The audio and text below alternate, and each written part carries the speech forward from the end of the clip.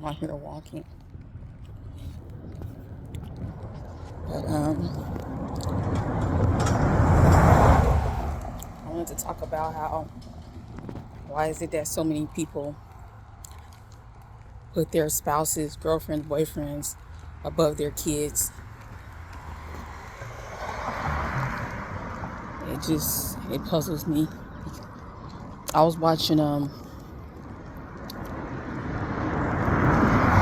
don't know if I spoke up about it before, but I was watching a show called Evil Lives Here, and this boy on there is telling a story, and this is very sad, that his dad had met this woman,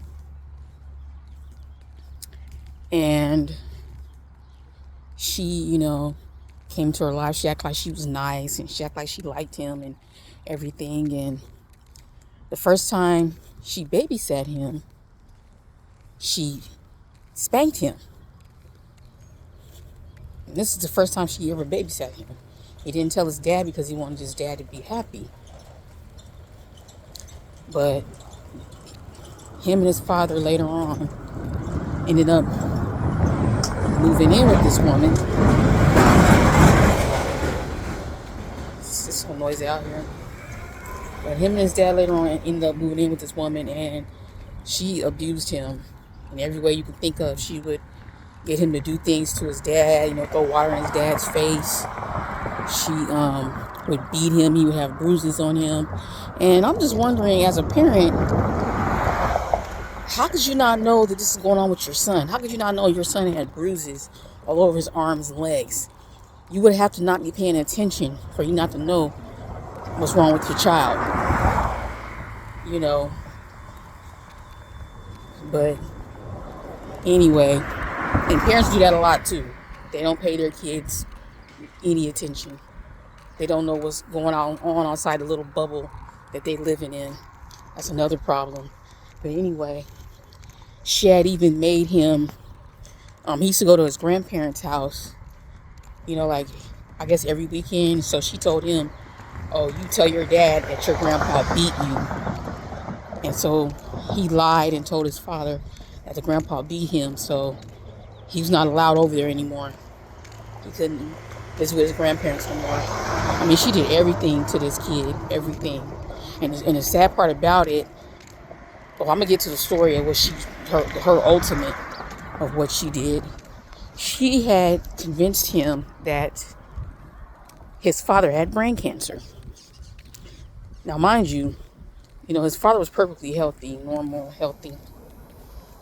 But he was 10 years old at the time, and she had convinced him that his dad had brain cancer and wanted to be put out of his misery.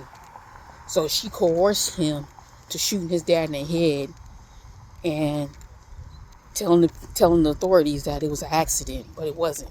She planned it all out because she knew if she did it, she would do time. But she knew if a 10-year-old did it and say it was an accident, then, he would get off.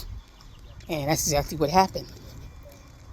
He, shot his father in the head, told him it was an accident, and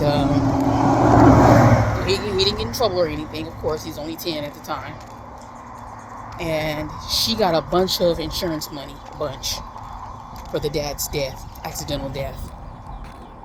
I mean, she's just, this woman is beyond evil, and what's crazy and what's sad is there's a lot of step parents, there's a lot of people in general like her on this planet among us, which is very scary.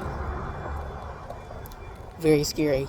You men and women out here, y'all so desperate for a relationship and being with somebody and bringing these people into your home around your kids, and you don't even know them. You just bring them into your lives and when you bring somebody like that into your life, you do realize you bring them into your child's life as well. But see, a lot of parents don't care. As long as they get what they want, that's all that matters. They never stop once, even right now, and think about what's best for the child, or think about the child's feelings. They do what they want to do, and that's the end of it, which is messed up. But you get people who do stuff like this all the time. And that story, that's the saddest, out of watching that show, that was the saddest story that I ever seen on there. Oh, I mean, I see some sad stories on there. That was the saddest one because you see stuff like that all the time. Maybe not to that magnitude, but you see parents putting their girlfriends, boyfriends, husbands, wives above their children all the time. They just, it's crazy, I know, but yep. So I just wanted to talk about that a little bit.